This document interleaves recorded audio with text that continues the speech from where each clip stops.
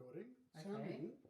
You talkie? Let's sit down, talkie, and just sort of see how it looks.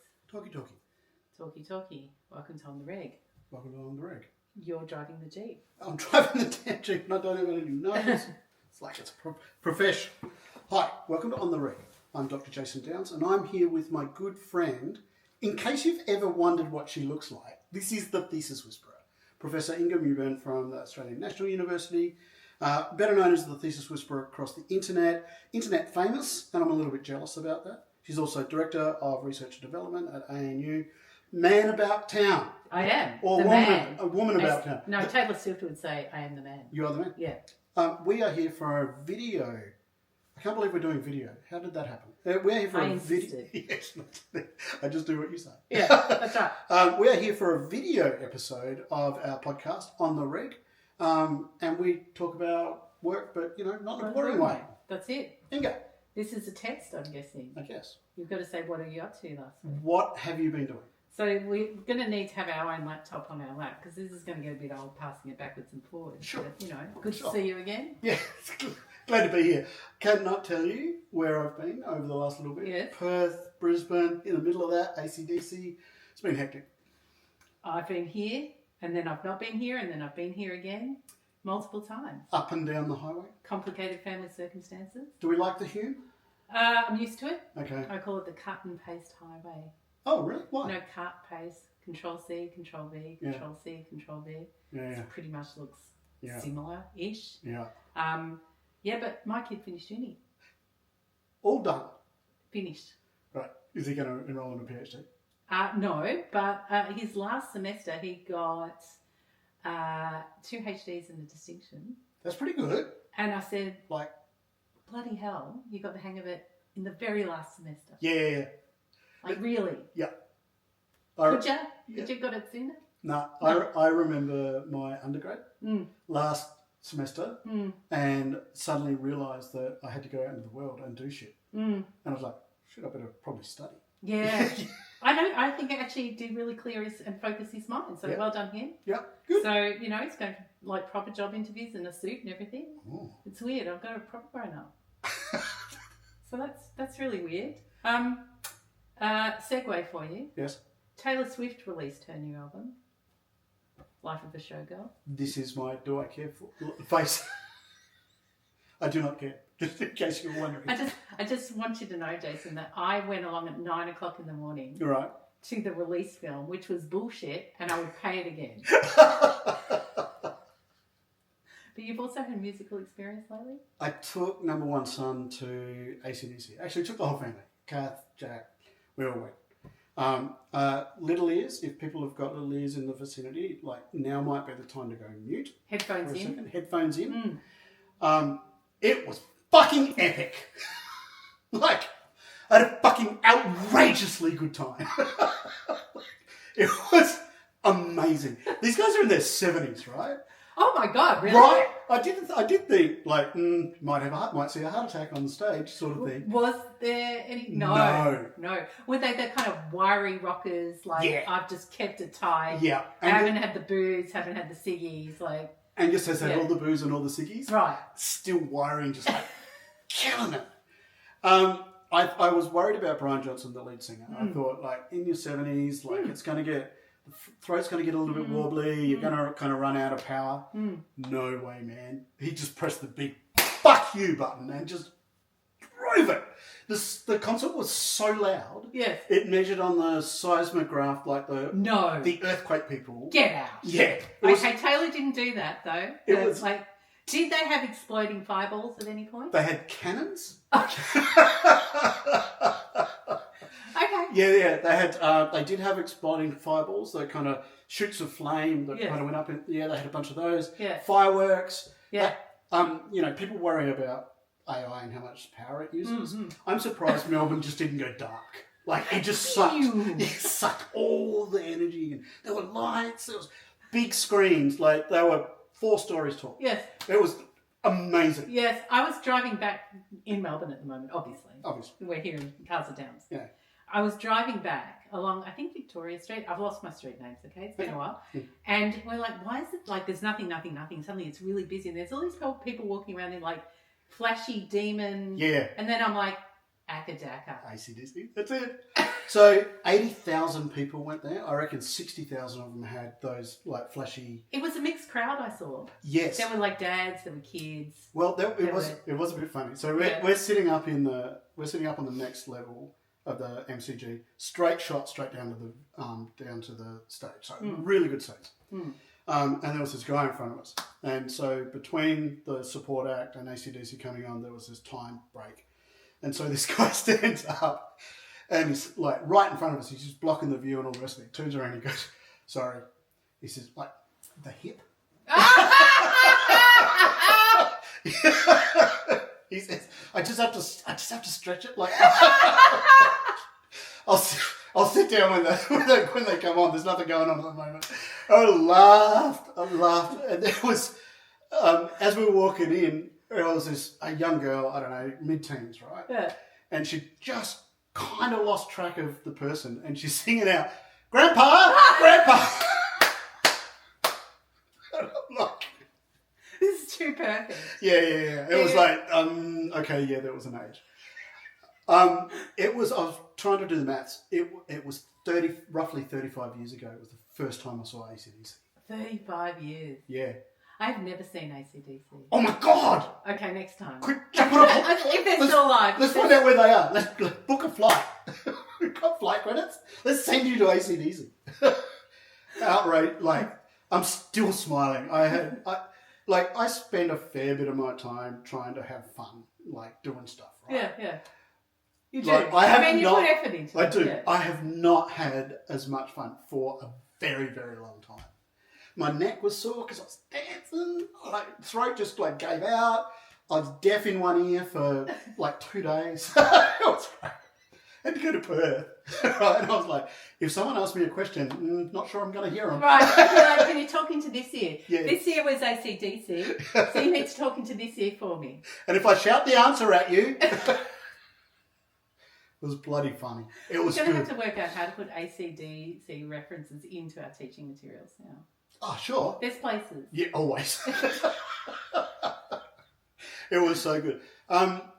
The little flashy things. It's a reference to the album called Highway to Hell, and familiar with it, yes. Yeah, and on the heard front of it, yes. On the front cover, Angus has got like there's devil horns. 60,000 people would have been wearing these things. Like the whole stadium was all flashy. You didn't have those wristbands. No. See what Tay does, my girl Taylor. You have these wristbands and they've got like different coloured LEDs in them, and someone in her control booth plays the wristbands. So you get these ripple, these amazing kind of light shows, kind of like a drone show. Oh yeah. Yeah, it's really amazing. Yeah, and fireballs. Yeah. My girl rocked it. Yeah. Yeah. Because I can't help myself, I did a little bit of mental maths. Yeah. $30 for a pair of these. Oh man. Right. It's all about the merch though. It's all about the merch. You know, we really should have On The Reg t-shirts. Like, we decided to do this. Are we test recording now? We're just going to see what happens with it. Is this what we're doing now? I think I hope that we've got enough battery, and you're going to have to edit now. What we might do, team, is pause. Just play back. Yeah. Before we do another hour. Yeah. Yeah. Yes, that's a good idea. Can't you pause it on your phone? Is that like what you've got now? This is very unplugged. Thanks for bearing with us. I think ever. I've got like a stop. Okay. We're just doing it, Jason. Okay, again. Now we sound better. Probably. Because it looks like we've got more. Like because like this little thingy, see this little thingy on here? We're like, this thing about being old, you have the money to buy all this good gear. But do you have the technical prowess anymore, Jason? No. But we did have time for you to get your laptop. Yep. So now we're not just like sharing a laptop. And I'm just not guessing what's on the show notes because I haven't had time to check. It's going to be what it is. So you're driving the bus, colleague. So we have just finished talking about everything. AC/DC, Tay. Yeah.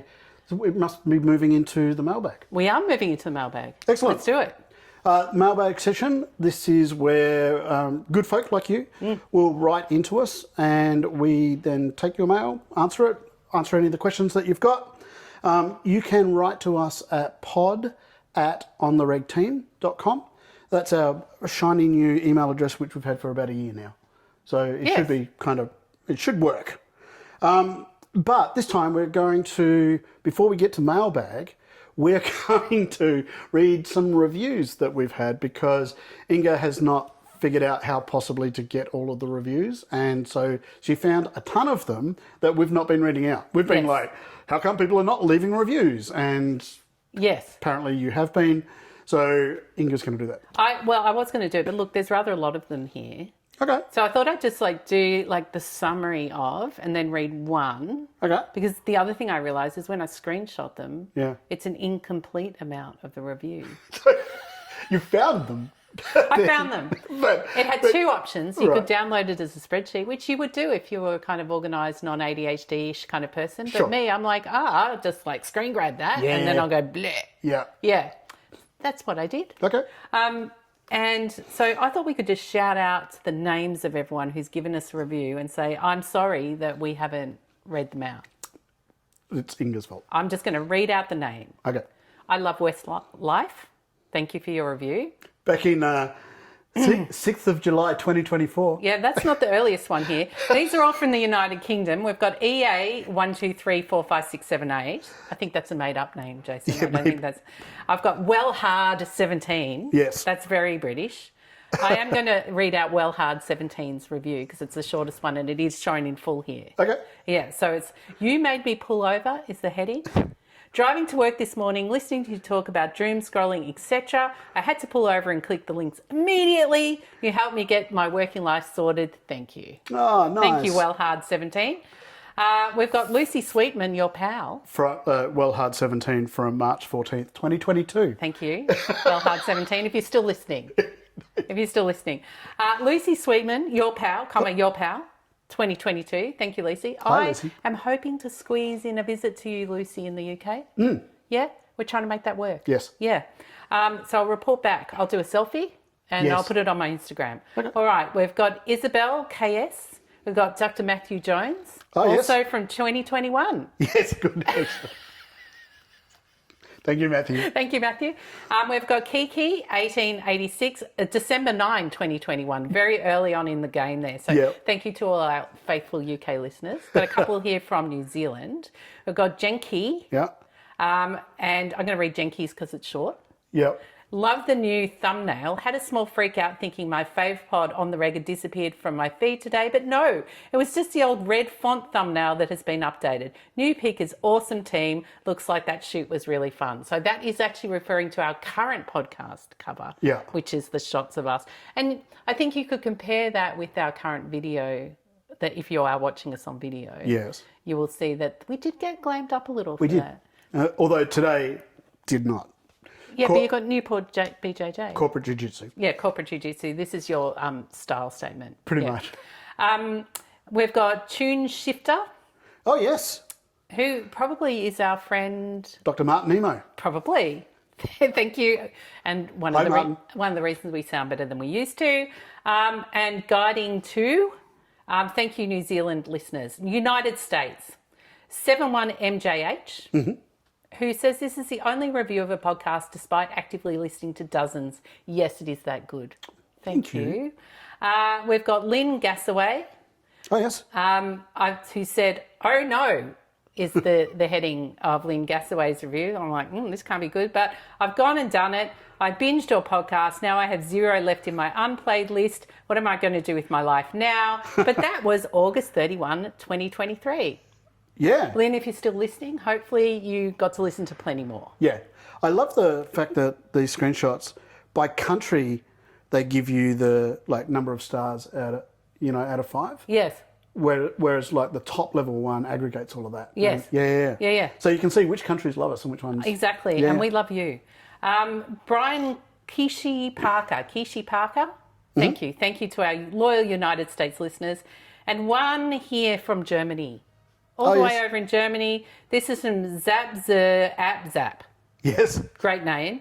Dear Inga, Jason, I listened to several episodes today and on the way to and from the conference and constantly had a smile on my face. Wonderful show. Thank you to everyone who wrote a review. Yes. We're going to do more of them in the next pod. Yes. Which, by the way, we haven't done a pod for, we've skipped a one, kind of, Yeah. sort of. Yeah, on the reg. Couple of things, because it is a joke. Yeah.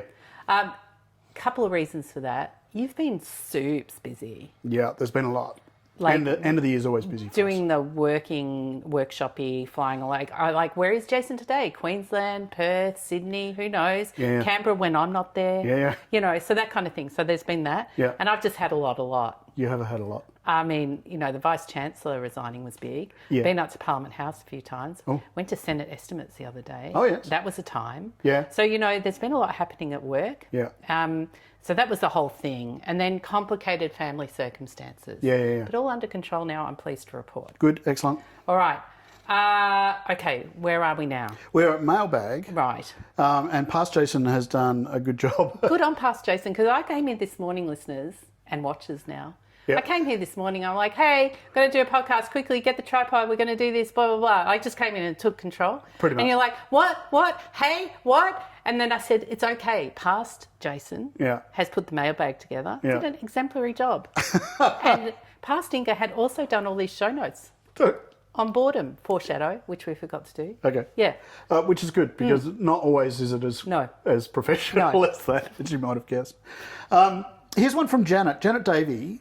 And so Janet has written a few times before. Hi, Janet. Hi, Janet. This time she's written in about R and listening to text documents. Interesting combo. I don't know, what is R? R some sort of statistics It's a thing. programming thing that does programmy statistical thingsies.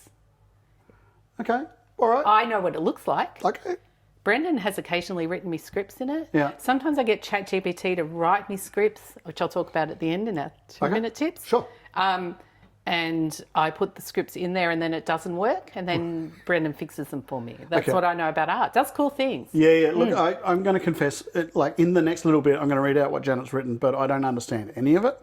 So there's a big chance that I'm going to stuff this up. But listeners will, and they'll write back to us and correct us if we get it wrong. So, like, it's fine. Yeah, apologies in advance. Yeah, it's cool. Hi, Jason and Inga.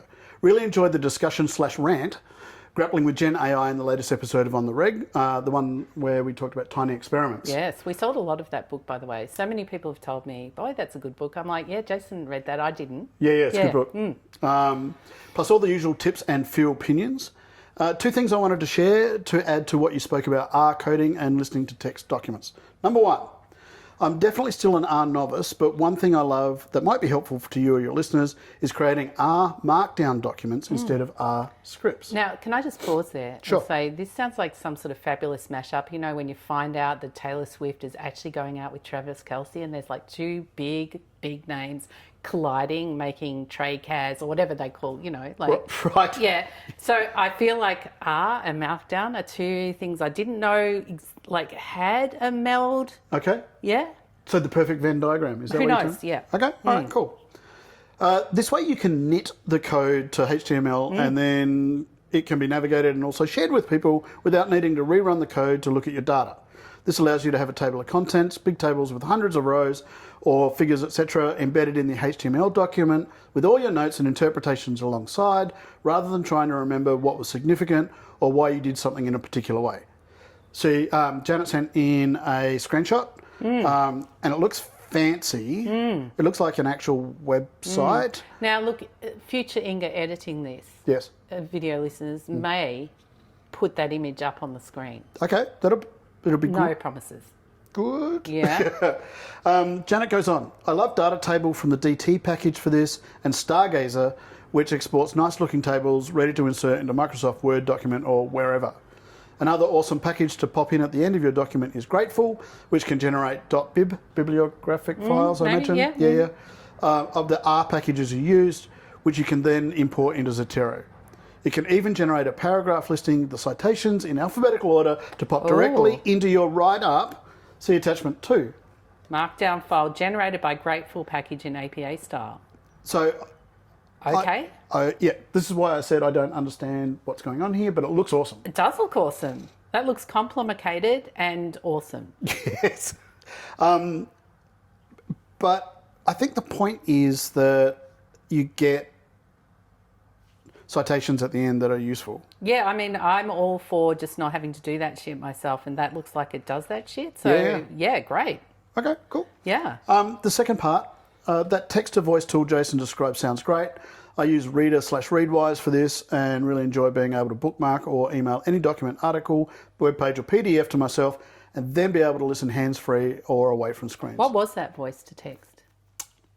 I will have to come back to you on that. Did Akadaka wipe your memory? Pretty much. It's the only thing I can think of at the moment. You won't be fooled. The voices are real humans, but they're fine. You won't be fooled. You won't be fooled. The voices are real human, but they are fine. Got the prosody right. Good. Yeah. Yep. Pro tip: you can always listen to YouTube videos without ads this way. And get through website paywalls. Great for overworked PhD students. Keep up the great work and conversation in these rough times, Janet. Thanks, Janet. Thanks, Janet. That's awesome. Yeah, we don't advocate that you get around large capital paywalls. Well, we never, surveillance capitalism is not something we fight against with every breath in our body at all, Jason. Never do we do that. But it was an interesting, a nice email. All we're doing is just reporting on the emails. Yeah, absolutely. All care, no responsibility. Thank you, Janet. So some people will be able to unpick that kind of stuff. I don't know. Hopefully, if we provide screenshots, yes, it will make more sense. But I am going to talk about a tool at the end of the pod/video. This is an incentive for you to keep listening. That kind of does the R script for you in a way that is really kind of under the hood. As opposed to these kind of ways, which are awesome, and I'm not against them at all because, I don't always want to buy tools and pay yet another subscription for $30 a month, death by 1,000 cuts. Yes. But there is ways. I think the humble R script is a really, really good tool for doing statistical analysis, but there's a learning curve and who's got the time, and some of us only do that as a little part of our thing. So anything that makes that easy, like this sort of idea, is awesome. Yeah. I think. Awesome. Also, who wants to format citations? No one. No one wants to do that. Ever. Evie's writing to us asking for advice for people just starting out on their PhD, Jason. Mm-hmm. I'm reading this one because it's in black. Correct. Hello, Inga and Jason. Hello. Medium time listener here. So does that mean we've been going for what? Is this This is our sixth season, so 5.5 years kind of thing. Yeah, okay. Medium time's like year and a half. Maybe got back into before Martin wrote to us about the tea towel on the table, making our sound thereby better. Yeah, maybe. We started it was COVID, right? So it was like 2020 or something. Yeah, it was way back. Well, because 2021 was Epic Trip. That's true. Oh, wow. So we haven't been going that long when we did Epic Trip. No. It's the only other time that other people have been on the pod. Yeah. Yeah. Yeah. So, medium time listener here. After my partner Janet recommended the pod and proud Ko-Fi supporter. Thank you. Thank you for that makes a difference. That little Ko-Fi thing we set up. Yeah. It actually paid for this little gadgety here thing that we're recording on. So just know that Ko-Fi support goes for these things that we can't really justify out of budget, which needs to pay for food for Jason. Yes. Yes. Where was I? Ebe goes on to write, I'm getting in touch because there's been a few comments on the pod recently to the effect of, I didn't discover X soon enough in my PhD for it to be useful. I've just received a RTP, Research Training Program, for those not in the know, which is a government-sponsored place for a PhD, so you don't pay fees. So good on you, Ebe. And we'll soon be starting my PhD in September. So I thought this would be a good time to ask both of you this question. What are your top 3 tips for setting up success for commencing PhD students? I've got one. Yes. Read all the million words on the Thesis Whisperer blog. There you go. There's a million of them. That'll keep you occupied. And just, procrastination. It's if you're going to procrastinate, you might as well learn something at the same time. Yeah. And Inga, if you've got a question about your PhD, chances are Inga has covered it.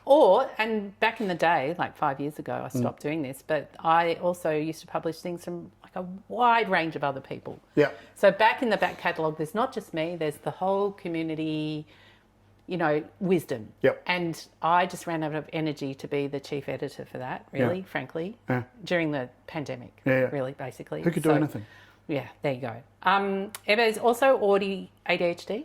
Okay. autistic ADHD. So my ability to start and commit to new systems is variable. We see and witness you. But at the moment in my freelance work, I'm running with Trello as my task management system. You can claw it out of my cold, dead hands. I love it. I love passionate attachment. I'm not going to get in the way. I'm not getting in between. And time blocking in my Outlook calendar for workflow management. Outlook is my brain at this point and I cannot change it. Okay, fair? Okay. I mean, at work, Outlook is my brain too, so I'm with you, Eve, on that. Yeah, but you're not using Outlook for tasks. No. Right? Oh, Like, you're not- I'm not using it. You're not like letting your inbox dictate. No. No. Occasionally I pin a thing. I'm going to, I know it's naughty. Yeah. Occasionally, just if I'm dealing with something during the day and I'm like, yeah, I'll get to that, I pin it at the top. Right. But I never leave it pinned overnight. I've got a little bit of a hygienic habit around that. Okay. Rather than move it into OmniFocus and kind of temporarily lose sight of it, sometimes I just pin it in the channel.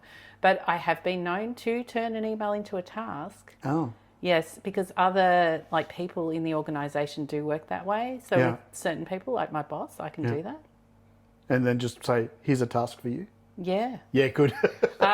So, it's workflow management. It can work if you're all within the same, if you're in the Borg. Yeah. Yeah, we are Borg. Yeah. You will be Borg. Yeah, if you're in the Borg, Yeah. it does Borg things. Microsoft is still shit though. So, look, you had a moment with Copilot, didn't you? I can't, like, Alex, if you're listening, close your ears. I can't tell you how, like, professional death. Copilot just stopped. And it would not, It fucked with you, didn't it? It did. Yeah. It did. You were actually And texting me fucking Microsoft. And it smiled while it did it. So this is Copilot. You bought it. We finally bit the bullet. We bought it for the So this is how business. much it costs, Yeah. right? We have withheld teaching Copilot because every institution has a slightly different installation protocol, Yeah. right? So Melbourne Unis is going to be different to Queensland University Technology, blah, blah, blah, blah.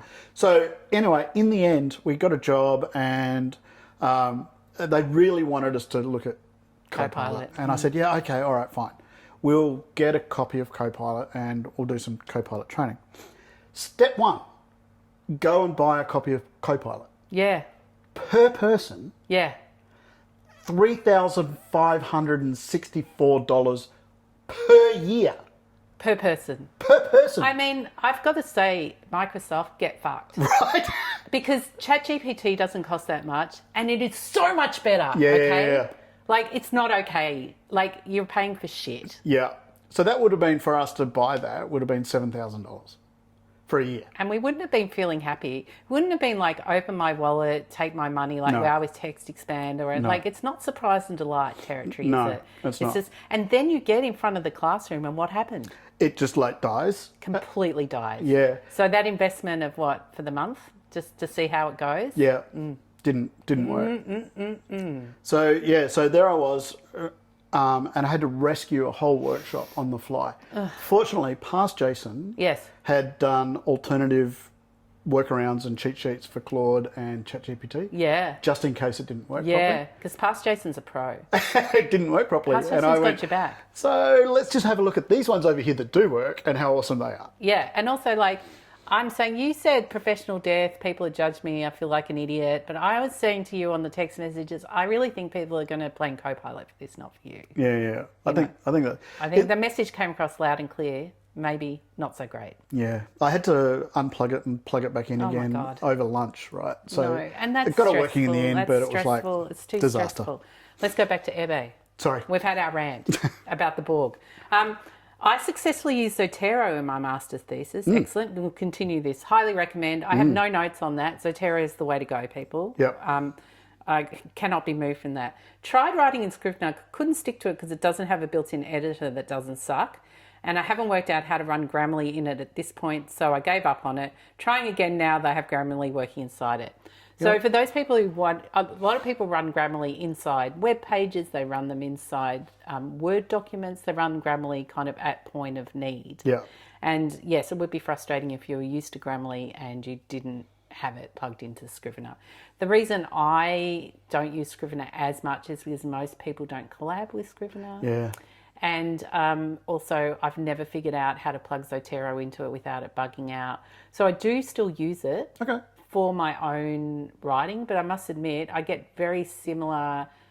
What I use it for is so I can work in pieces and kind of sew them together. It's the best, right? Yeah, and our friend Obsidian does that for me now. Yeah. So like, it doesn't have as many cool built-in tools as Scrivener. Like, just put it this way: the whole world should use Scrivener, but because it doesn't, you know, what are you going to do? Like during my PhD, that the ability to be able to take bits and move them around on that kind of corkboard. Yeah. You did your whole PhD in Scrivener. Did my whole PhD in it, and it was fucking awesome. Found it about halfway through. Yeah, you're welcome. Yeah, thank you. Yeah. It's one of the rare instances where I told you a thing. Yeah. And the ability, because once I'd finished kind of writing stuff, and then I had to start thinking about structure, and then had to decide on a structure and all the rest of it, then to be able to take chunks and move them around and then rewrite the transition between the chunks. Yeah. Holy cow, it made a huge difference. It does. It's just massive. And for us more visual people, though, like as I've said many times before, people I love and respect, i.e. Catherine Firth. Yeah. Doesn't like working in pieces like that. Oh, okay. Some people need to see the flow. Yeah. Different brains. Okay. Where was I in here? My very high achieving, says Ebe, and very brilliant partner. Very nice partnering there, by the way. Due respect. Has been running an amazing craft plus Scrivener plus all sorts of other very impressive things in her PhD tech stack. And it makes me feel like there's absolutely zero chance of me having a functional note-taking and knowledge management system like that, because it's so much. And I hate note-taking when I read. It breaks my flow. I get distracted too easily. Any suggestions? I'm going to hold on there. I've been working with my ADHD autistic nephew. Has a very similar problem in trying to take notes, because the problem for him is that as he's reading, he kind of forgets why he's there, ADHD. His mind wanders. He gets very easily distracted. He comes back, where was I? What was I doing here? And it's the speed of the writing. Like, he can't translate his thoughts to text quickly enough to stay with the text. So what we did there is that we went into dictation mode in Obsidian. Yeah. Brilliant. Worked absolutely a treat. So I would explore that, Ebe.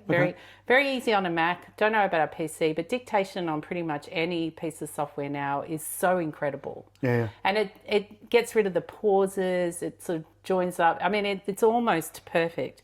So I would look at Obsidian, and I would look at doing dictation if ADHD and flow is a big problem for you. Yep. Finally, Ebe says, bonus question, any advice for folks starting a PhD after working in a very autonomous employment situation as a freelancer, sole trader, who doesn't have to do what anyone else says, is now transitioning into a context where you're very much the newbie/trainee. I currently run my own training and consulting business and feel nervous about being the baby again. Best and keep up the rage. All right, says Ebe. What do you think? You've had the kind of the reverse of that. So you've gone from working in academia, hierarchical, to running our business. Yeah. Thoughts?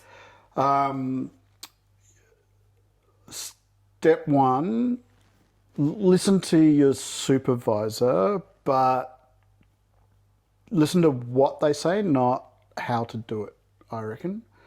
Like, I had to find what my writing rhythm looked like. Mm-hmm. And it turned out that my writing rhythm looked like doing a little bit in the morning, fucking around for most of the afternoon, and then writing again in the evening. And then when it came to the really creative bits, when I was I'd done all the reading and kind of had an idea where I was going to go, I then had to go and do things like paint the house, or baskets and baskets and baskets of ironing. So you've never been diagnosed with ADHD? No. One thing I have I've never asked the question though. To be fair, one thing I've noticed that when you and I have to do like deep thinking, strategic thinking, we have developed this pattern over there in your kitchen, where I sit down on one side of the bench and you're doing the dishes. Yeah, I have to do the dishes. And you have to be doing things, I think, to be able to stay on some sort of abstract task. Yeah. You know, and that is a bit of a tell. Well, I read something about this, because I did a lot of reading. Procrastination. What's that word that you use? Procrastination. Strategic procrastination. Yeah. I did a lot of reading about that kind of, where do ideas come from, creativity, blah blah blah. And so this idea of doing a task that is just cognitively effortful enough that you have to pay a little bit of attention to it, but not that you have to really pay attention to it. frees up your subconscious to do this other work. Yeah, yeah. So doing the dishes is like, we've done the dishes thousands of times, or do them by hand. You can feel what you're doing. You don't actually have to pay attention to it. Plates get put away because they're all in familiar places, blah, blah, blah. But while I'm doing that, that's keeping the rest of my body kind of occupied, while in the back of my mind's like chugging away. And same with painting a house. Like, you have to pay attention, but the activity it's still like, it's so boring. Yeah. But you still have to pay just enough attention to be able to do it. The Hume Highway between Melbourne and Canberra Yeah, that'd be another one. is brilliant Yeah. for me. Like, I can think for 6 hours listening to my girl, Yes. KK. Kill me now. When I'm alone in the Yellow Tiger, which I've done a fair bit of times, but you know. So yeah, I don't know. Inside of all that, maybe Ebbe got some good knowledge. I'm looking at the time. Yeah. You've got. I've got to go and do a thing. You've got to go and do a thing in So should we- 6 minutes. Shall we pause this?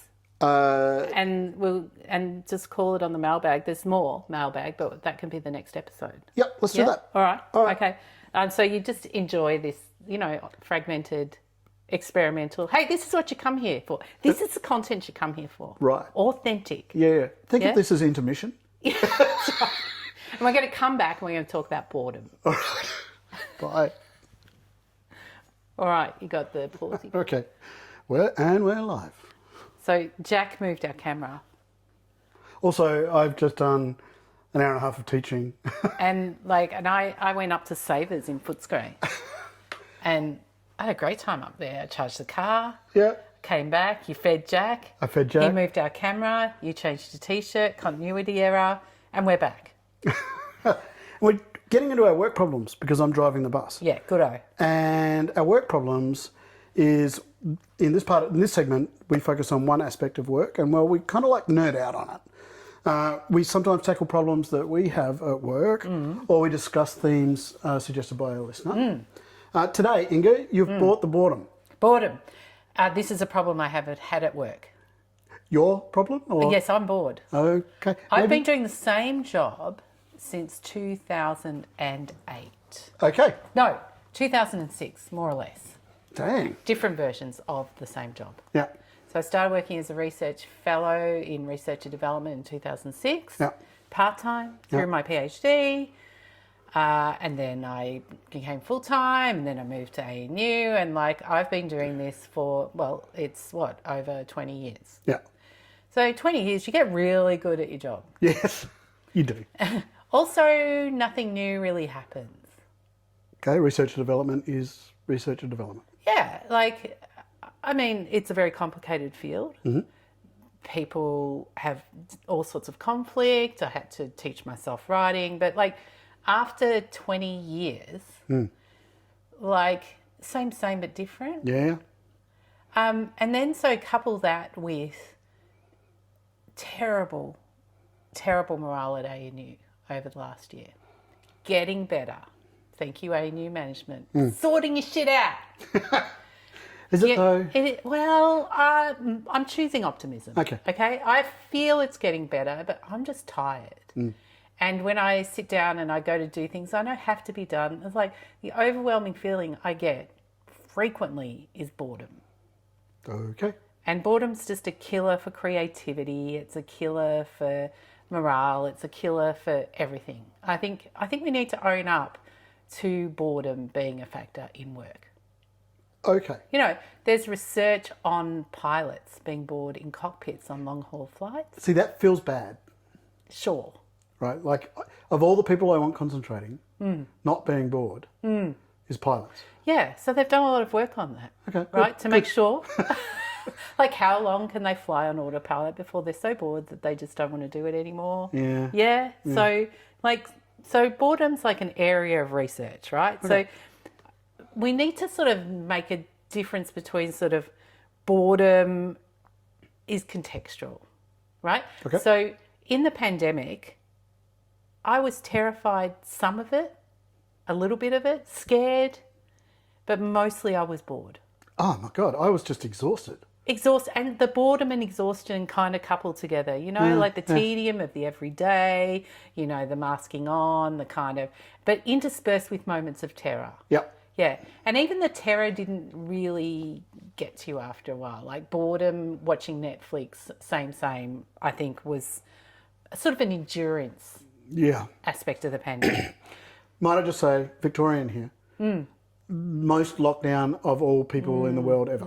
I know, you have like the sucked. most boredom. Yeah, it sucked. Still psychological scars. And I would say that PhD itself, as a 3-year project of something very, very niche, is a test of your boredom thresholds. Oh, okay. And perhaps I would say endurance training in being bored at work.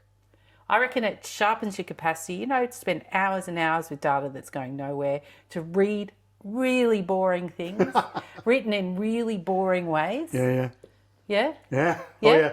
So, I've been thinking about, what's the value of the PhD in an era where apparently we have PhD agents now, PhD level. It's often called up as this signifier in the AI thing about super, super smart people.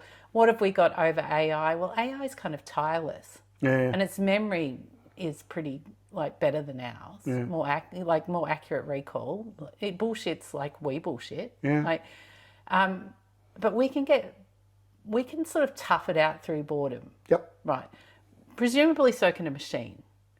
So, Although Claude does get tired. Claude does get tired, and so does ChatGPT, and other ones sort of time you out, basically. Yeah. I call it tired, but it's, you run out of tokens. So the other thing that got me thinking about boredom was I read Johann Hari's book Stolen Focus, Yes. which I should be holding up here now that we're on video. Yes, But I forgot to bring it. You're in my house, not your house. Well, I did actually bring it all the way down from Canberra with the plan to video and hold up the book and then hand the book to you. But you'll have to just imagine the book, Stolen Focus. Very, very good book. So I think why boredom matters for us as knowledge workers, you're an entrepreneur and me an entrepreneur and academic, is that we hit boredom walls and we have to get through them. Like boredom is part of our job. And trying to be mentally engaged, even when we don't want to be, is something that we have to learn to do. And, smartphones, smartphones, I'm showing my age, phones, right? Technology generally has sort of eroded our capacity to be bored. Like when you're standing in a queue, somewhere, instead of just sort of staring there and just having a moment of boredom, we go to our phones, right? Actually, I've been doing a study on this. Oh. Not a formal study, just kind of like a casual, what's going on here kind of study. Yeah. I spend a lot of my time in those kinds of situations where I recognise that you would, what you would do is bring out your phone. Watching what other people do. Because that alleviates my boredom, because I'm like, what are the other people doing? And 99 times out of 10, they're pulling out their phone. Yeah. So, situation. I was in a conversation with a teenager, not my teenager. Sure. But with a different teenager. And we were mid-conversation, and that teenager had finished their part of their conversation. And so they took their phone out of their pocket while I was engaging in my part of the conversation. Damn. Right? Yeah, damn. Right? So, I had all the feelings about that. Yeah. Because they're clearly, I'm bored by your conversation now. Right. I'm just going to go to my phone. I'm just going to pull my phone out. I've told you what I want to tell you. Yeah, and so I did what all good teachers do. You'd silence, teacher silence. Teacher silence. The That's best. I'll just stop talking then. If you've never done teacher silence before, it's pretty simple. You just shut up. Just stop talking. It's amazing. Yeah. Like if you've got a class full of people and you want them to talk to you, just be silent until it's super awkward. And you've just got to have the capacity to outlast them. Yep. And you just sort of stand there. It works every single time. Worked like a charm on this particular teenager. They looked up from their phone, what's going on? Oh, it's my turn. Damn. That parent's got a bit of training to do. I think that's the extended version. Extreme All right? version, But yeah. Carry on, sorry. So Johann Hari in his book, so he's talking about his own struggles. It's a great book. Okay. Right? It's deeply personal, but just brings the research in. There's some criticisms of that, which I'll get to at the end. Okay. But there are extensive notes, and he's published corrections sometimes where he had to and stuff. Like, he's taken that shit serious. Yep. Because in the past, he's had a bit of a kicking for not doing his work properly. Ah, right. He got publicly kind of cancelled for that. Oh. And so he's sort of, he's done his best to do due diligence, I would say. Yeah. So, so he sort of starts off with his own stories about how he couldn't pay attention, and he took himself on a digital detox too, like, you know, a seaside locale. Turned everything off, and sort of talks you through that process. So he starts at the individual level with his own struggles, but he ends up at the kind of society level with it. And so he has, he's sort of talking about like the collapsing of sustained book reading, ever shorter cycles of media and attention, things like TikTok.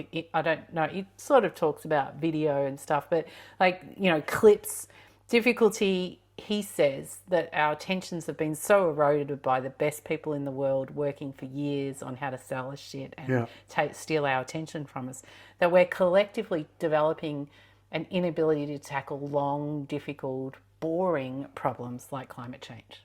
Or the Godfather movie. 3 hours. Like, can you sit through the whole thing?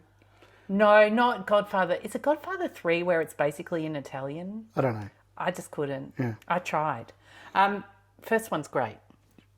Still 3 hours. Go to the mattresses. Right. Anyway. So he pushes really hard back on the idea that it's your fault, just be more disciplined about it, right? Which is an interesting take. And he's got a lot of interviews, you know, he goes around the world talking to the scientists that have done the research, blah, blah, blah. It's sort of persuasive narrative rather than academic work. And I just wish more academic work was written like this. Yeah. Because like I picked it up in a bookstore. I thought, ha ha ha, if I can't get past page 3, I won't buy this book. And it just grabbed me like that. It grabbed me by the neck, read it in like 3 settings. Great. Do you know who I think does that really well? Naomi Klein. She's fantastic. Yeah. She understands to grab the reader by the throat. Yeah. If you haven't, have you read Doppelganger? No. Oh. I've got a copy though somewhere. Someone's given me one. Oh yeah, it's good. Is it? Yeah. So he's got about 12 main things that he talks about in this book. And not going to lie, ChatGPT did this summary for me. Of course it did. Good. You were too bored? I just didn't have time, Jason. Right, okay. As I said, complicated family circumstances. Okay. Everything is fine. It's just complicated. Yep. And requires a lot of my time and attention. Gotcha. So he talks about switching, information overload. He talks about loss of deep work, of flow states. He talks about sleep deprivation a lot, actually. He talks about chronic exhaustion and stress. He brings in all the research on sort of burnout, all that kind of stuff. And he goes deep into sort of surveillance capitalism. Good. You know, and the economic drivers for stealing our attention and monetizing our attention. He talks about, you know, unstructured offline time like daydreaming, walking, staring out a window, that kind of thing. He talks, you know, the standing in the queue with your phone. He talks about how that's sort of gone. He talks about diet. He talks about pollution. He talks about sort of physical factors, the link with mental health, educational and parenting practices. Okay. He goes right through everything, you know. Yeah.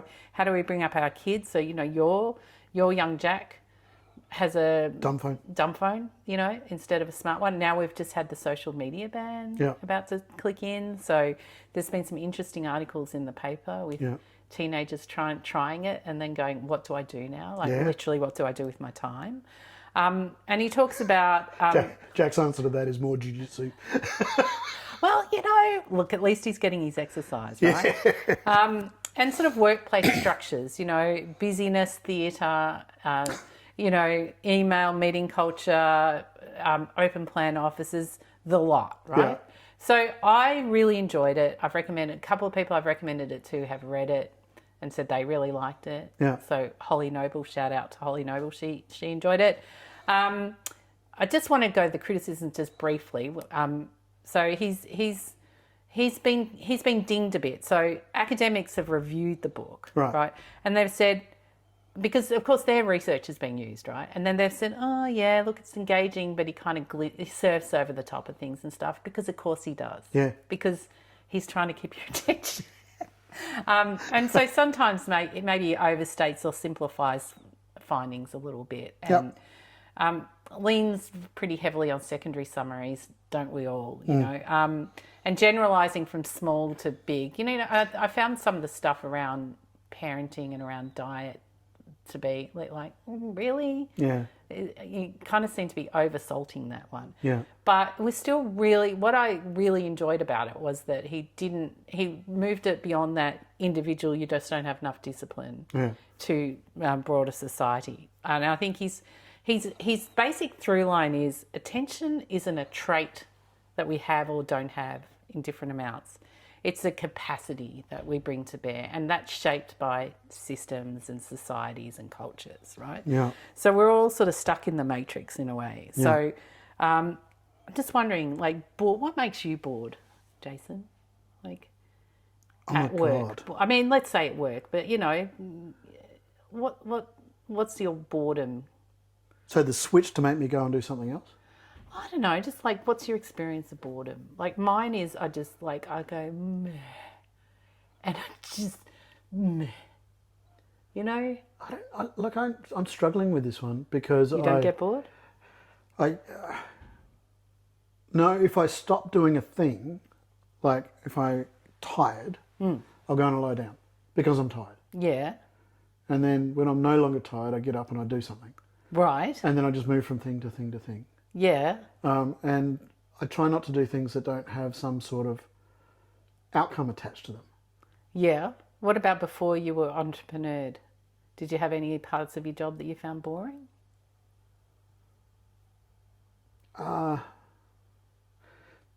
Sometimes reading, like dealing with policy. Yeah. Right? Like reading a big, thick policy document. Yeah. I mean, the times that I ever got really bored were when I was reading journal articles and it wasn't clear that I was going to get to the answer that I needed to get to.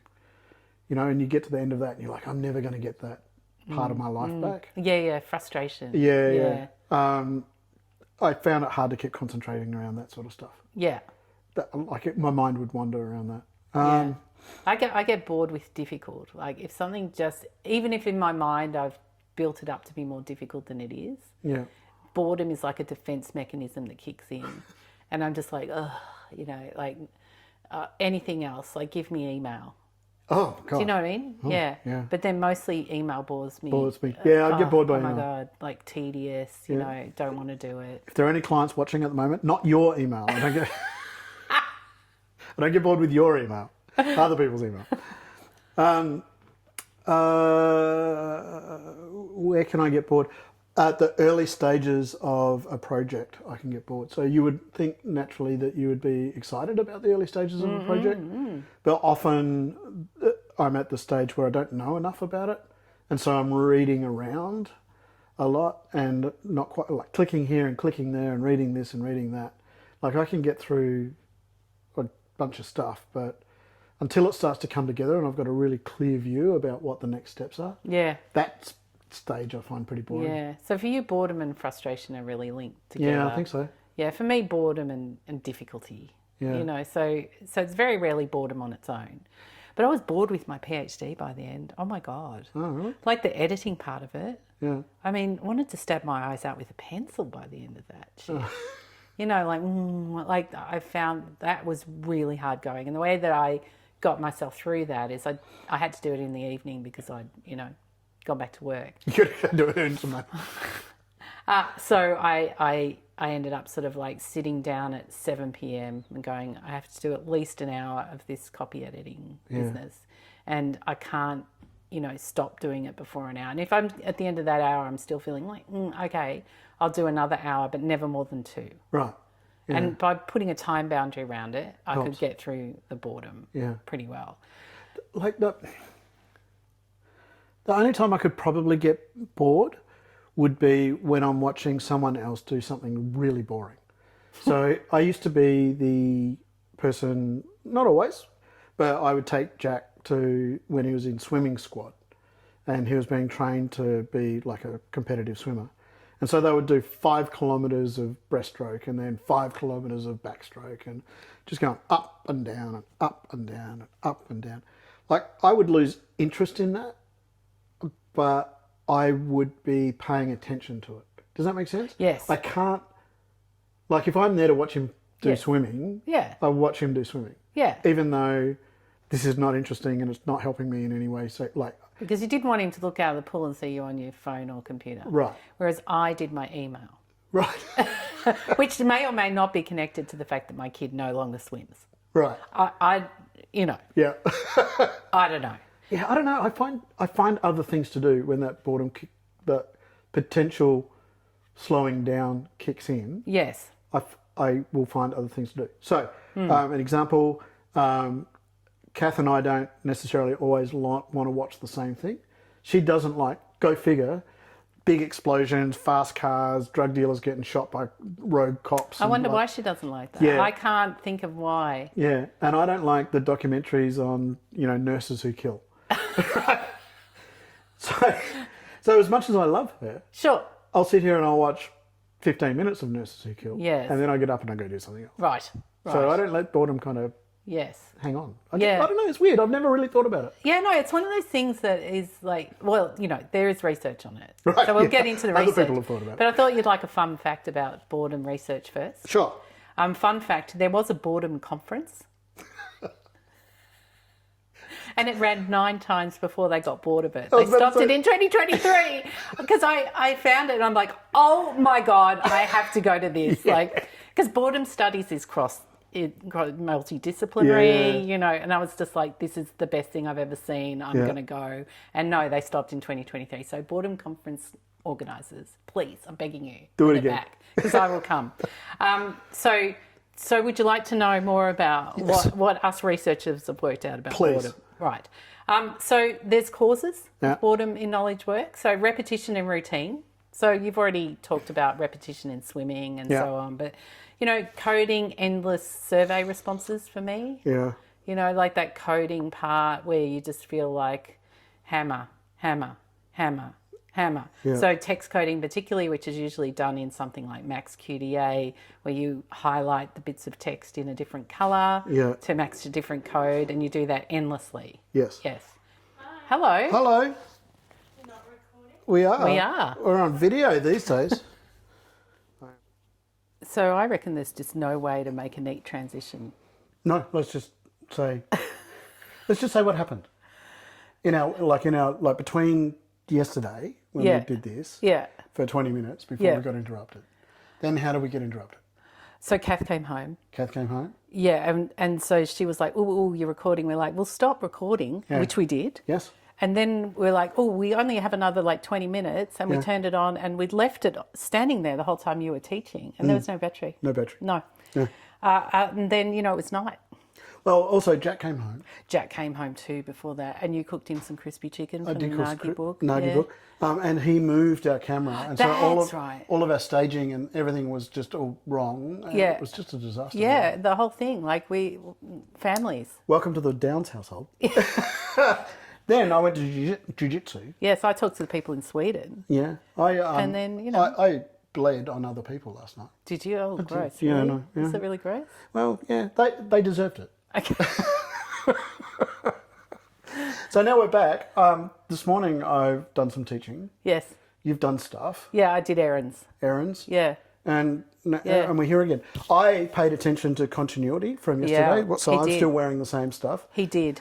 Inga, on the other hand, Did not. I didn't even think about it. I just got dressed. You know what we need? We need like a whole production team. We do need a production team, but at the moment the production team is kind of us. Yeah. Mostly me. Yes, mostly you. And I just want to add that on the way to picking up my niece and doing all sorts of things this morning, I dropped by Savers in Greensborough. There's one in Greensborough? If you don't know about Savers, listeners/watchers, Google it. I'm an absolute obsessive. Jason knows this. And I go there at every opportunity. And I picked up this jumper for $3. What, the one you're wearing? Yeah. Bargain. Total bargain, right? Yeah. Yeah. And so, so continuity was not on my mind. No. $3 bargains from Savers was. That's right. It's just like totally. Anyway, I remember where we were up to though. Okay. I think we were up to the deep dive. We were, and we talked about what you consider boring, what I consider boring. I've had 12 hours to think about that. And? Since then. And? Well, I think the last time I was bored was when I was a kid. Wow. Yeah, like I genuinely can't think of a time where I've been like flat out bored. I move on to the next thing. Like I find a way to occupy myself. Yeah, you are actually pretty good at that. It's like, oh, okay, that needs fixing, or like I'll read a book, or like I'll do a thing. You must have been lucky in your work life though, because like there's just some stuff in my work life where I'm like, oh, do I have to really? And for me, it's avoidance, right? Right. Because I know I'm just going to be like eating dry toast. During my PhD, I had to code many hours of video footage. Yeah, that'd suck. And it was just, oh my God, I was like, step my eyes out with a pen. Oh, yeah, but I go like, okay, Zen, become a coding king. Oh, okay. So yeah, no, I never did that. Oh, okay. And my examiners could feel it too. Right. Like one of them said something like, yeah, that 30,000 words was like eating dry toast. And I was like, ooh, ouch. But he said, yeah, in a PhD you'd have to do it. You'd never put it anywhere else. Right, okay. You'd never do that much of that boringness. That's what a PhD is for. And so hence my theory about PhD being a kind of boredom threshold, boredom tester. Oh, yeah. You know, it's part of the hidden curriculum, if you like. Like, what does a PhD teach you that it doesn't overtly set out to teach you, Right. but does it by accident? Right. And boredom coping strategies with data is one of the things I think it does. So I looked into boredom a bit. Yep. I wrote a blog post about it. Yep. In fact, I think it's the last blog post that's up on the blog because I've been a bit slack this year. To be fair, there's been a lot going on. A lot. So sorry, people. I will get back to it next year. And also, sometimes you need the ground to just lie fallow a little bit. So I looked into boredom and, you know, what causes it, right? So hence the conference on boredom and the papers about boredom. I have a whole bit of my Zotero library about boredom. I've had this interest in boredom for, I'll admit, quite a while. Right. So repetition routine, as we've said, like coding, lots of like that sort of coding that I'm talking about is one of them. Low autonomy. So not having a lot of control over what you do can make you bored with it. So if you think back to some of the service jobs that you've had or, you know, and for PhD students, people who are stuck in someone else's project or a micromanaging supervisor. So you've got that kind of data boredom piece, but then on top of it, you don't feel like you've got any control over it. Yeah. So that can feel kind of endless and terrible, or just a lack of meaning in the work. And sometimes, of course, you have expectations about what something's going to be like, and it's not like that. Yeah. So for me, the whole of my architecture career was like that. I just thought it was going to be, you know, swanning around in black skivvies. There was a certain amount of that. Yes. And there would be, you know, like a drawing with a pencil stuck behind my ear, you know. Fancy pens. Fancy pens. Yeah. Rulers. Yeah, colouring in. Okay. Yeah, because I used to love to colour in. Yeah. There was very little of that actually. And when you did draw something, it used to be like tile set out. I remember the first client meeting that anyone took me on, that we went to a very rich person's house renovation and we had a very long conversation about the position of the toilet, which involved her hovering over the toilet, you know, doing that kind of, you know, and demonstrating that we'd put the toilet roll holder too far for her to reach. And I was like, really? This is what I signed up? This is what I did 5 years of education for? I reckon we can move that. I reckon, like, just give me a screwdriver. Yeah, exactly. So, you know, like, you know, we were also, I think, with academia, you know, we're promised the life of the mind. Yes. And we get the life of administration, really, and emails a lot of the time. So, you know, you know, there are parts of your job that you really intensely like, but then there's lots of it that maybe are very tedious. I find committee meetings extremely tedious. See, I have this constant critic in my head. Like, so I'll be sitting in a committee meeting. I won't mention where. Sure. I have done this though. And like, in my head, I'm screaming at everybody that's at the table, like, this is fucked. Like, let's move on now. So you're imagining the Brazilian jiu-jitsu moves that you need to take. Right, Yeah. right. Yeah. You know, if I have to, no, like violence is never right. Yeah, right? never. But imaginary in the space. No one ever has to know. Right. It's fine. Yeah. Yes. Like I go into critique mode. I get angry. Yeah. So I'm not bored. I'm actively actively engaged in how. It's like your brain has like some sort of boredom switch that it goes, no, we don't do boredom. I guess it doesn't like it. It doesn't like it. Oh, I guess it doesn't like it. I guess it doesn't like it. Let's not explore that too closely. And then boredom can be a kind of, I think, this is just my Inga theory, it's a kind of brain noise. Like I have I have food noise until Right. I take my drugs. Took my Right. drugs this morning. Talked yeah. to my endocrinologist today. Actually. Yeah, Yeah. and? My liver is perfect. We both applauded for my liver. In fact, I did a little chair dance because my liver did not used to be perfect, and now it's just top-notch liver. But I had a lot of food noise before I started taking GLP hormones. Yeah. And I don't have that anymore, so I can focus my attention on other things. But I think boredom can sort of be a form of brain noise, like that. Maybe you've got the opposite of that, where like your brain goes, "I don't do boredom. I'm just going to give you noise of any sort to avoid it." Maybe. You're boredom avoidant. Maybe I am. Yeah. So I'm just finished reading The Dopamine Brain. I think maybe, did we talk about this on the last podcast? I Not think sure. Maybe, not sure. Don't know. And the point there is that often that's a dopamine response. Oh. And so what happens is you get bored, Yeah. and if you have figured out ways to alleviate that boredom, your dopamine response drives like behavior, but it also drives movement towards the thing. Oh. So like physical movement towards the thing. Yes. And so what you end up doing is you end up, of course, reinforcing those things. This is where addictions come from. Right. Right. So if you're bored, and the Yes. way in which you avoid that is eating too much or smoking too much or Right. drinking too much. Yes. or, Yeah. Like that can be problematic, and Yeah. which is why it's so hard. It's one of the reasons why it's so hard to get out of addiction, because what you end up facing is potentially boredom. Oh. No one Potentially. wants the feeling. Well, I don't. Yeah, well, let's get on to how it feels. 'Cause Okay. that, you foreshadowed. Oh, good. So how does being bored feel?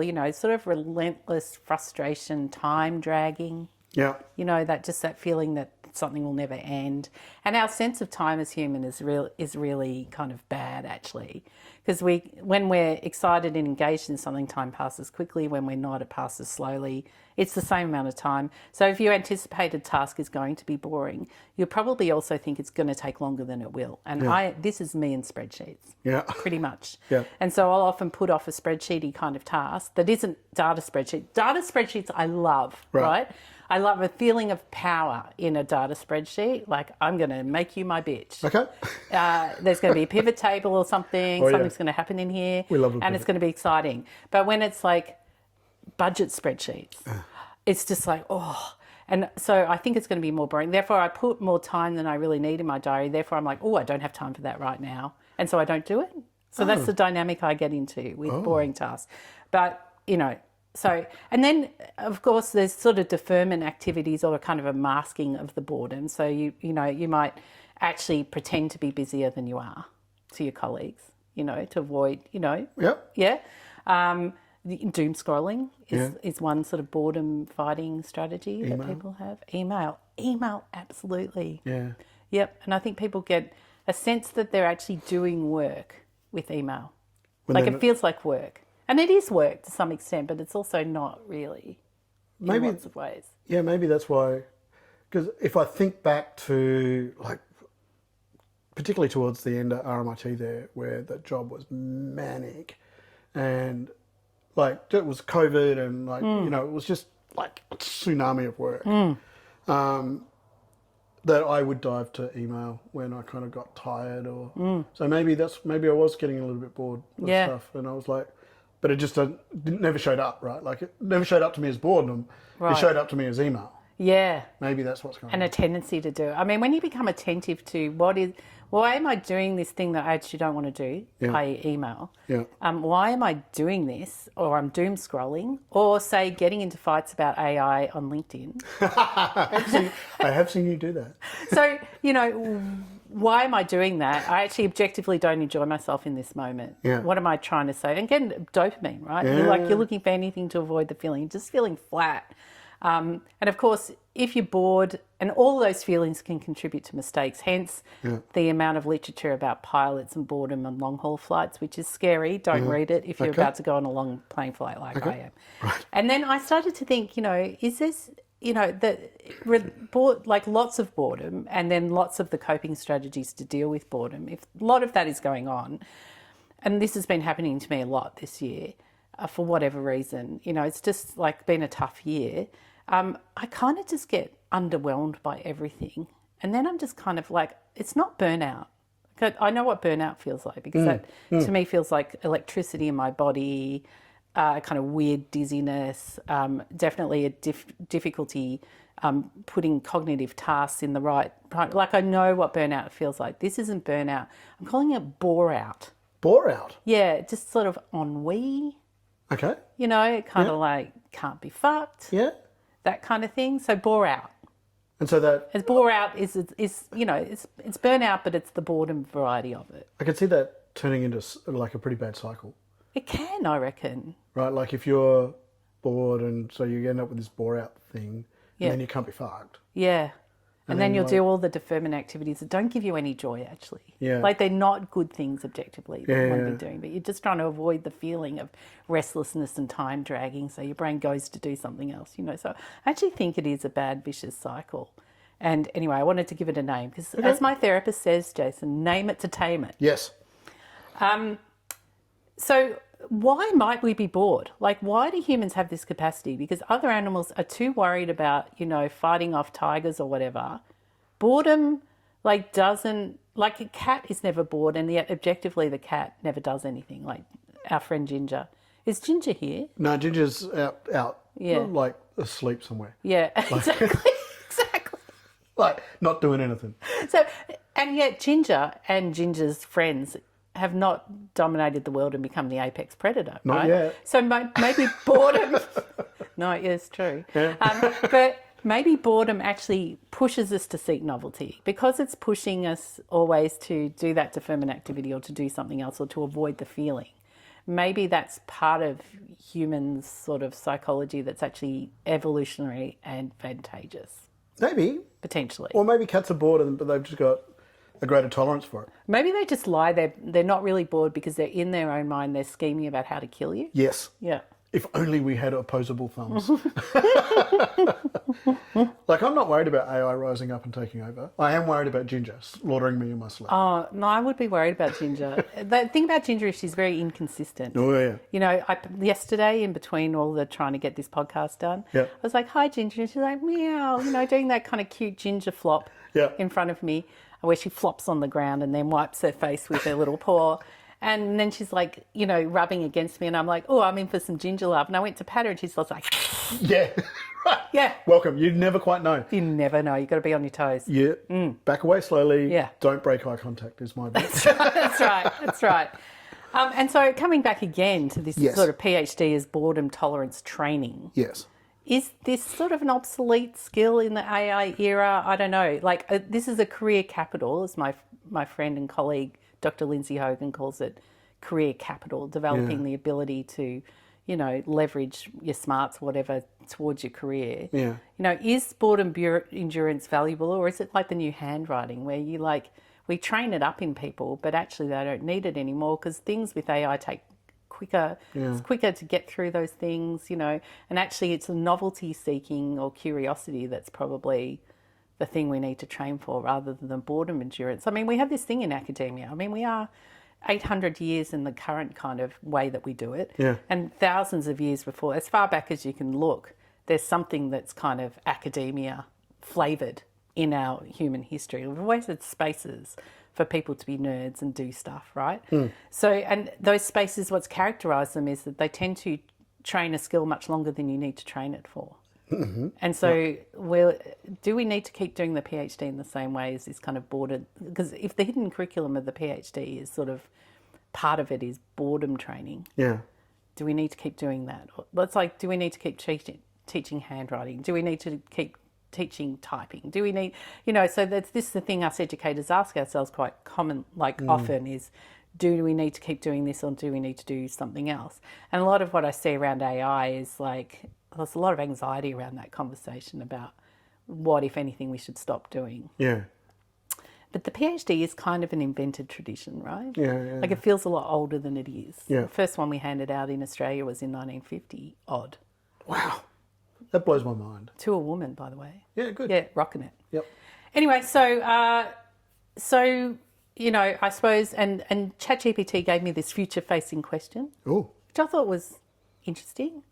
It said, if AI can strip out the boring tasks, does boredom tolerance stop being useful, or do we actually need it more to survive the tedium that machines can't solve? So I don't know if you've noticed something about AI, is it'll often do something that if you did it by hand is tedious but interesting, and yet you still have to do the tedious but boring stuff, prepare and clean up data to give it. Yeah. Take things from it, clean it up and put it in another program. There's a lot of cleaning. Yeah. And sometimes I feel like the robot did the interesting part and I'm doing the kind of housekeeping around that sometimes. Yeah. Yeah. So I don't know. That's the boredom. That is the boredom. Yeah, the boredom question. Well, it may not have legs in it as a question, but I thought it was kind of interesting. Maybe not solvable or answerable, perhaps. Yeah, I'm struggling. I'm Yeah. going to have to go away and think about this one. Yeah, see, ChatGPT gives you interesting Yeah. questions. Yeah, my sense of it, my kind of gut check sense of it, is that we're not we wouldn't be stripping the boredom inducing parts out of the PhD. Like, we still have to read, Yes, right? which can be boring. Which can be boring. We still have to code data. Yeah, Or if we're not coding data, we have to check the data has yeah, been coded properly, yeah. right? Which is somehow worse. Yeah. but it's still the most valuable pieces of that. Yeah, like the Yeah. checking the machine's done its job bit Yeah. can take longer than just doing it and be Yeah. less fun. But replacing all the semicolons in my thesis with Roboticize that shit. totally right. Yeah, Yeah, just Yeah. like make it happen. yeah, yeah. My gut sense is that your PhD, the boring bits of the PhD will survive AI. Yeah, the boring bits of human existence will probably survive cockroaches, which will survive everything else. Yeah. Yeah. Anyway, are we bored of boredom now? Yep. Yeah. Good job. Great. What have you been reading? Oh, I'm taking over. You're driving the bus. I'm driving the bus. Yeah. What have I read? I will talk about, I can't remember if we've talked about this. Have I talked about the dopamine brain? Well, you mentioned it just before, but, But no. not Yeah. prior to that. We haven't had a I don't conversation think about so. Not on the pod, it. Okay. because we haven't been podding. Okay. Yeah. So I read The Dopamine Brain. I will have to quickly Google who the author is because the Yes. copy is upstairs. Yes. I really enjoyed it. It was written by an Australian psychologist, Anastasia Hronis, and it was a dead easy read. Right. So this was in response to my getting on planes and then buying remarkably thick books at airport lounges and realising that I don't have time to read a 600-page book. No. No. So let's buy a smaller book. Oh, right. And she's got she's got an Australian turn of phrase through there. Like the Australian humour comes through, which is pretty good. Bits of it I didn't like because she wouldn't, it wasn't always internally consistent, the writing that she did. And so she would set up a thing and she would say, person A did this and this was problematic for person A. And you go, oh, okay, all right. And then person B did this other thing and this was problematic for person B. And what they needed to do was do this other thing. And here's an example of when I did that other thing. And then she'd give the example and the example wasn't consistent with the kind of setup of the other two things. Do you know what I mean?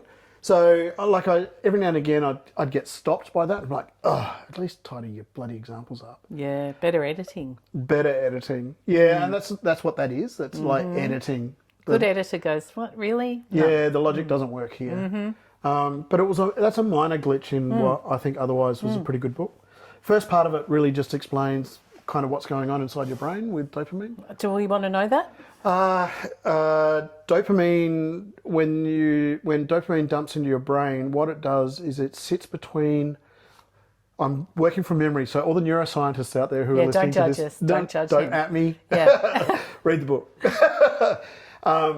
The space between the bits that fire off in your brain, dopamine acts like a superconductor for that. Oh, Right? yes. And so the little electrical or signals that get fired off, all of a sudden, like, right. So like a speed racer kind of. Right. Yes. And so what you end up, like, you get a pleasurable response from that. Right. And so your brain is constantly looking for this. And so it's trying to make associations between what just happened Yes. so that it can go back and it can repeat that. Right. Yeah. It would like more, please. It would like more, please. So the example that she uses in her book is delicious donut store at the bottom of her building. Ooh. She walks past it. She walks past that donut store all the time. Doesn't buy a donut. Like, it's fine. And then one day she walks past, buys a donut. Has a good time with and it. goes, oh my God, donut. And then she does it again, buys another donut, and it starts to kind of form this neural pathway. What fires together wires together, as they say. Yes. And so then it's a case of, she explains how this affects your judgment, but also affects your movement. And so she finds herself walking past the cafe. Like, it's difficult to walk to work not going past the cafe. Oh, because your brain just wants that. Yeah, and it's kind of like, it just goes for donuts it. are over here. Right. Right. So she does a good high-level general reader kind of explanation of that, and then also does a pretty technical scientific reason. Talks about dopamine reuptake inhibitors, which I think, because I'm not medical, I had to sit with that for a little while. Yes. I think what that means is dopamine brain, Yes. dopamine dump. Yes. And then there's a reuptake inhibitor, which would stop the dopamine back away. Right. So keep it there. You keep it in the bath of dopamine. Yeah. Right. I've had those drugs previously to the GLP. Oh, okay. Yeah, to stabilise the anxiety, basically. Oh, okay. Yeah, I think. I don't know. Serotonin reuptake inhibitor. Yeah. Different. Okay, maybe. Still like brain drug. Yeah. Yeah. Your own brain's drugs for itself. Yeah. And did you talk about ADHD much at all? No. Because dopamine's real big in the ADHD, the theories around ADHD. Yeah, no, Yeah. I don't recall that. There's a lot of dopamine seeking behaviour. That tendency in us as all humans is maybe exaggerated in people with ADHD. Okay. So they'll seek dopamine out. So they're really susceptible to things like boredom, right? Okay. That novelty seeking that we're talking about there. We're like not diagnosing you at all, Jason. That the brain seeks out dopamine. As I have my fourth coffee today. Yes. Yeah. No, what she does do though, she warns against all of the TikTok, Instagram stuff on. You might have seen this, like a dopamine detox. Oh, you do a right. 24-hour dopamine detox. Oh, right. Bullshit, she says? Calls it out Calls as it bullshit. bullshit. Yeah. Takes longer than that.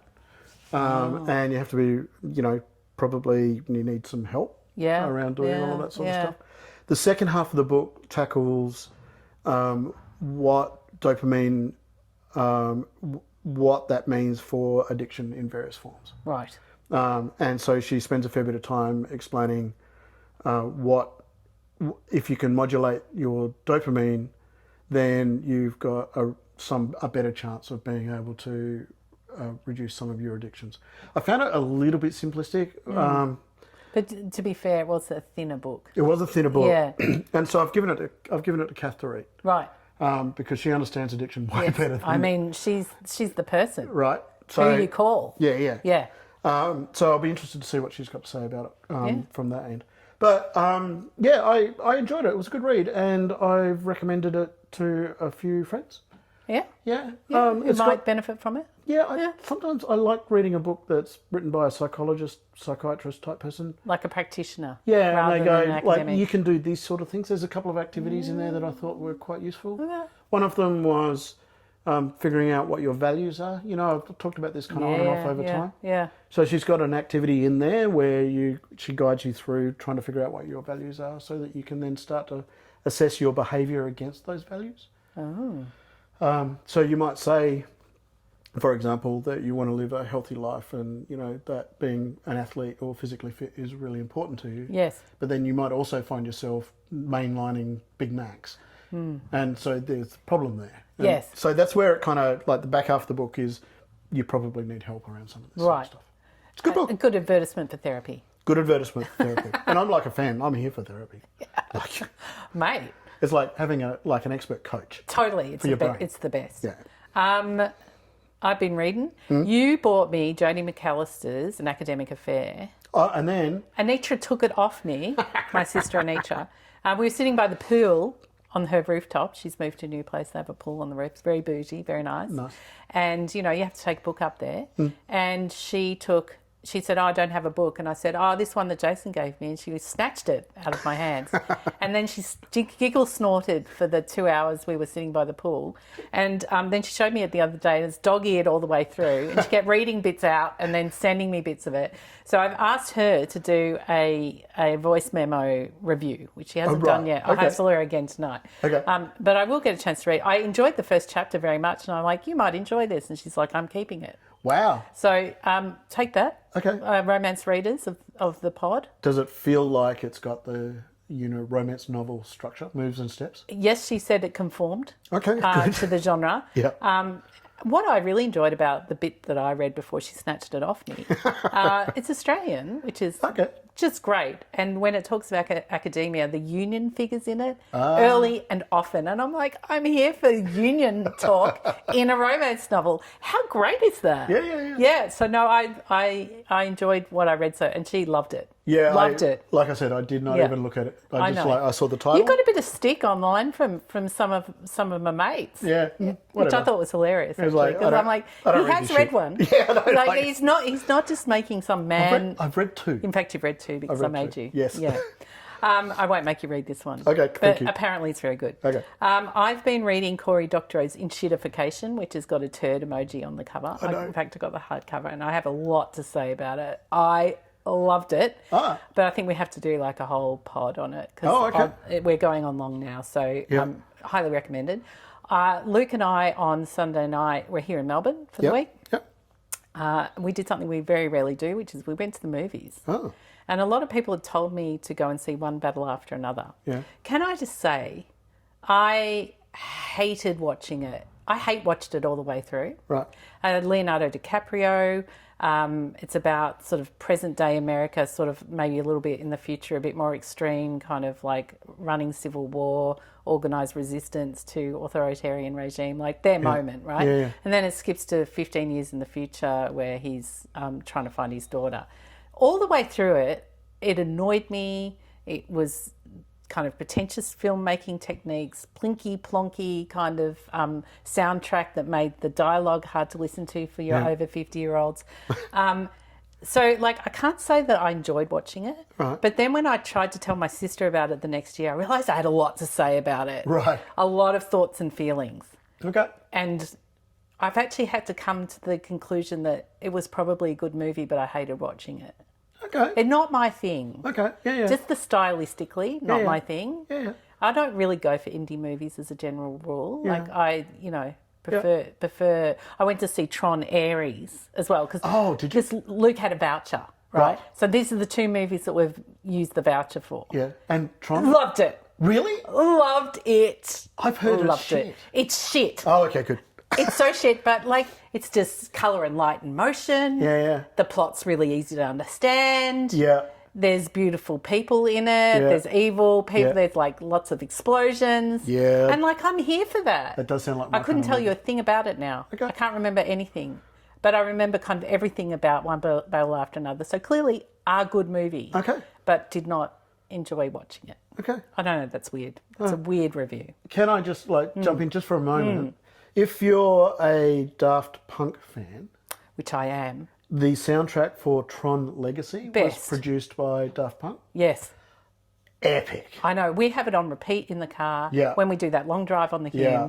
It is just fantastic. I can't get it out of my head. And actually, I've got to say, the soundtrack to Tron Ares, was good too. That's 9 Inch Nails, isn't it? I know. Like, he actually does really... Luke's a big fan of his. He does these, like, beautiful, melodic kind of soundtracks. Like, he did the soundtrack to Soul by Pixar. Oh, okay. Which is a beautiful film that made me cry at the end, like a lot. I was like, what is this wet thing coming out of my eyes? Oh, my God. Anyway. Okay. Good. We're nearly at the end. Oh, my Good. God, we finished this podcast. Feels like such a fucking achievement. And if we wait like 3 minutes, Jack will come in and interrupt the last little bit of it. Let's do it. All right. What are we up to? We're up to our 2-minute tip. This section is in honour of David Allen in his classic Getting Things Done book, where he argues that if a task is going to take less than 2 minutes, you should just do it, get after it. Yeah. Because it'll take longer to put it into OmniFocus, schedule some time to do it, figure out, like, mark it off in OmniFocus, blah, blah, blah, blah. Truth. So we put this at the end. Others would put this at the start and deliver value up front. We don't do that. We think they're wrong. But we try and find 2-minute tips to like hacks, tips, tricks, really, from anywhere that's going to make your life just a little bit better. I don't have one. I have one. Okay. I tried Sci Space, SCI Yes. Space. I may never recover. I've seen the future and I like it. Okay. So it is an interface which is plugged into clearly an LLM, probably OpenAI, and it has a number of buttons. I've only played with some of the data visualization buttons, but there's many, many more buttons. Okay.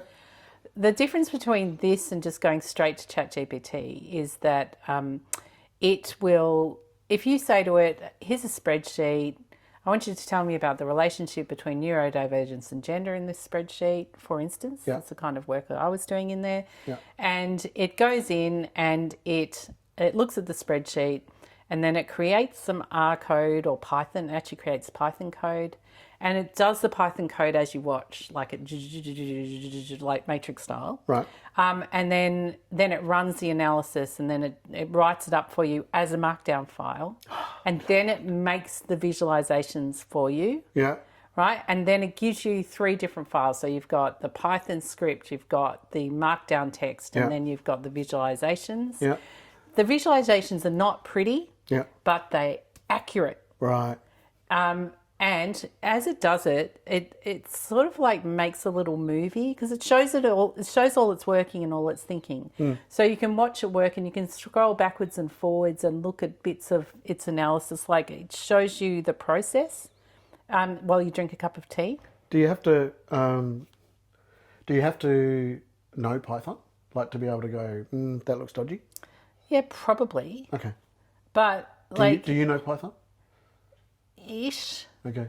Are you confident that the No. relationship between neurodiversity? No, but the thing with the Python script is it usually just does. Well, the thing is, you can go back and you can actually look at the hard figures against your original spreadsheet. Watches. Pause. We're going to have to pause. Do you want to be on camera, Jack? No, thank you. You sure? Come. I'm very sure. Jack, come. Join us. No. We're talking about interesting He's things. very embarrassed that we're going to be on YouTube. I am. You can be on YouTube too. Well, I don't want to be. Well, if you keep talking, I'll have to cut you out. So So how about quiet while we we're just finishing. if you can, please. We're doing the readout now. Thank you. Appreciate you. We appreciate you. Appreciate you. No, you're doing the readout. He's Ginger. We're reading out right now. Everything's happening. We're coming to the end. There's That's the Ginger. cat. Yeah. Hello, cat. Hey, come on. Come on. No. No, No. she's not here for. Okay, so you don't need to know Python. You do need to know Python. Well, the thing is, if I knew Python, I could look at it and know whether it was screwing up. But the thing about it is that at least it doesn't get the LLM to do the processing. It goes and writes a script to do the processing. And the thing with scripts is they either work or they don't, Okay. kind of thing. So what I've been doing is I've been using ChatGPT to kind of look inside a spreadsheet, look for relationships. Then I've been asking it to write the R code. And then I've been trying to run the R code. The R code doesn't work. And then I get Brendan to help get ChatGPT to debug the R code, right? Do you know what I mean? So the golden retriever mode of research analysis, which I've been doing lately, is like you just get it to kind of fumble around in the dark until it sees something interesting and then verify it and do it by hand. Yeah. So this is the doing it by hand bit. Okay. Yeah. So like I can look at variables in a Python script and go, oh yeah, it's picking up the right column and it's doing like, so I just went back through and I just had a look at the R script enough to go, oh yeah, it's pulling that from there and it's pulling that from there and it's pulling that from there. But the point is that if you think about an LLM as a non-binary computer, it's a fuzzy computer, which gives you almost right things. Something like R or Python is binary. It's yes or no. It's zeros or one. It's right or wrong. Right? So, oh, hello, Ginger. I dare you to pick her up. I'm not picking her up. Come up here. Come on. No. No? No. You could be a superstar, Ginger. That's it, Ginger. You can be our mascot. No, we've got Kip. Oh, we have Kip. Yes. We could have a dog and a cat mascot. Anyway, it's an interesting glimpse of the future. Okay. And I was like, this is awesome. I pull out where's my wallet? I open my wallet, take my money, and then it was like, oh, you've reached your token limit. Do you want to pay like a lot of money for that? And I'm like, well, I don't know when I'm going to use this again. Do I want to pay $90 a month? Oh, dang. Like, it's a lot. Yeah. I mean, on the other hand, if I was doing a lot of this kind of work, I could see myself using it all the time. So if I was like a full-time researcher, that would be worth it. Because, and this is where it will take research assistants' jobs. Yeah. Right? It is exactly the kind of thing I want from a research assistant. It can do a thing that I can't do. Yeah. It can do it quickly and cheaply. Yeah. I can't, to be fair, like I can't afford to hire a research assistant. Yeah. So I'm not taking anyone's job at the moment, Yeah. me personally, Yeah. but for other people it will. Like Yeah. this is, so the thing that LLMs that I've been reassuring myself about is that, okay, well, it's not accurate. Yeah. You know, if you want accuracy, you go to a human. But that ability to sort of play it back and look at it and sort of see what it's doing, game changer. Oh, wow. It's kind of built going, oh, what would researchers be anxious about? Yeah, yeah. Oh, I'll fix that. We'll fix that. Yeah. It's that unasked question, right? Like Yeah. it's just anticipated. Surprise and delight, Yeah, Jason. surprise and delight.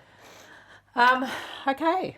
That's for us. Yeah. Thanks for listening and / watching if you're watching this thing. I'm trying to convince Inga that putting this on the YouTubes is a bad idea. We're still having We're going YouTube. vigorous debates about that. Vigorous debates. Listen, all the pod people are doing it Are nowadays. they though? They're not Cross-platform, though. man. They are though. Are they? Everyone's Oh, doing it. God. Thanks for listening, folks. Yes. We love reviews. We Now will, that we know where to find them all, we'll still be reading them out in the Yeah. mailbag section. yeah, Yeah. by country. Yeah. And We might permanently move reviews up there. Okay. That We might like be good. this. Once we get through all these ones. Yeah, I think so. Yeah. If you leave a review on Apple Podcasts, we promise to read it out. Even if it's 4 years later. Yeah, we got there though. We keep our promises. A bit like mailbag. I've still got a few from I'm still dredging the bottom of the mailbag. It's like the TARDIS. I know there's infinite numbers of I keep mailbag. going back and I go like, But they're all so good as well. I had a system, Yeah. and how come my system has failed me? I'm not happy. Okay, I feel a bit better about that because I failed to have a good system, and now you're the systems man, and you're having trouble with it. I feel fine. Okay. Everything is fine. If you're listening on Apple Podcasts, most do, scroll to the bottom, leave a review, just type away 5 stars only, please. Only 5 stars. Let's be good people. Yeah. Out there. Yeah. If you want your question featured on the mailbag, you can either leave us a message at www.speakpipe.com/thesis whisperer, Yes. and that'll give you 3 minutes of recording glory. Yeah. Like, knock yourself out. Have at it. Have at it. Or you can email us at pod@ontheregteam.com. You could send us a voice memo there too. You If could. you wanted to. You could. Yeah. You want to talk for more than 3 minutes? Yeah. We're open. Yeah. Yeah. I am taking a break from the socials. I'm only on LinkedIn at the moment. And do you know what? My life's a better place Yeah. as a result. Yeah. I'm just like, you know what? I don't miss any of it. It's fine. Yeah. Yeah. Other people can tell me about what's on Facebook. Yeah. Yeah.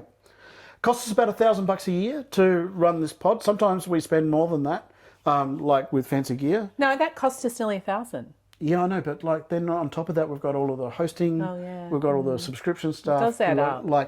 So Yeah. And we are a small margins business. we are. Yeah. So without capex, because I'm thinking of this as capex. yeah, right? capex. It's still Yeah. like operating expenses about $1,000 a Yeah, year. that's true. Yeah.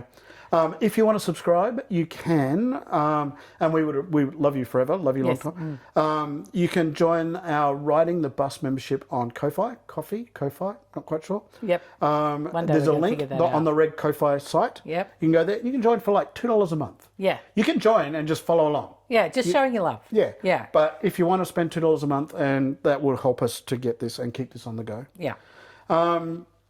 And so that's it, really. Yeah. Thank you so much, Yeah. everyone. Awesome. This has been fun. Sort of ish. Yeah. We'll see how it goes. Thanks for staying with us. Bye. Bye. You got the controller. Yeah, I know. You can hit stop. Yeah.